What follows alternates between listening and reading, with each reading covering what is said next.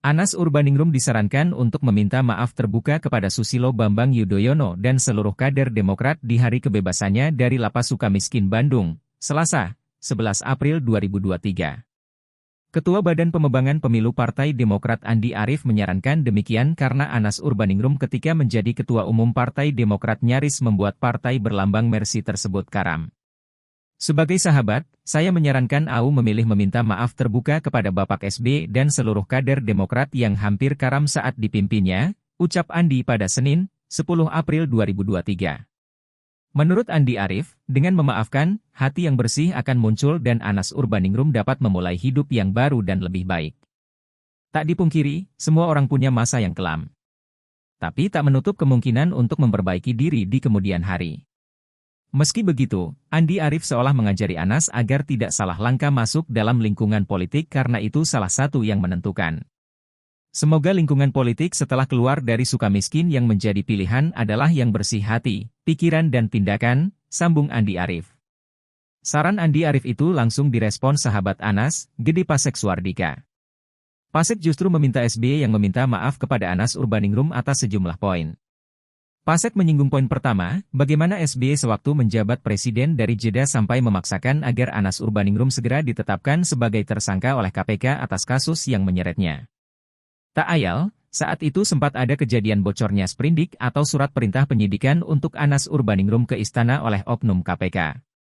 Inilah yang menjadi dasar kenapa SBY harus meminta maaf.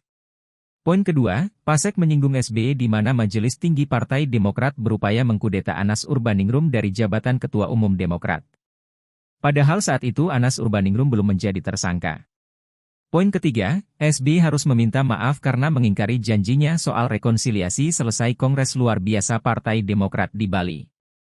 Nama orang-orang Anas Urbaningrum yang disodorkan Pasek untuk masuk pengurus malah dicoret.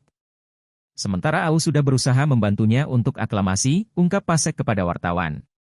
Saat itu demi lancarnya KLB Partai Demokrat, Anas Urbaningrum mengajak orang-orang satu gerbong dengannya secara aklamasi menunjuk SBY sebagai Ketua Umum Partai Demokrat agar partai bisa menjadi peserta pemilu.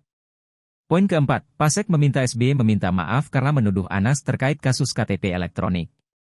Ia menilai SBY tidak konsisten memberlakukan fakta integritas, di mana tersangka, terdakwa, dan terpidana harus mundur dan berhenti di Partai Demokrat karena terbukti.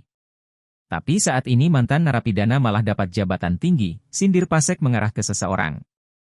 Ia menegaskan bahwa masih banyak lagi yang harus SBY minta maaf ke Anas Urbaningrum. Ia pun mendorong SBY menggunakan hati yang jernih dan tegar mengakui semuanya itu. Soal ini, Pasek menyindir Andi Arief tidak mengerti. Pasek menegaskan, Anas Urbaningrum tidak membawa dendam setelah bebas.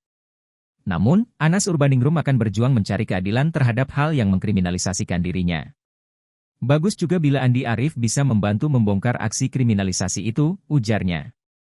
Terima kasih sudah nonton, jangan lupa like, subscribe, dan share ya!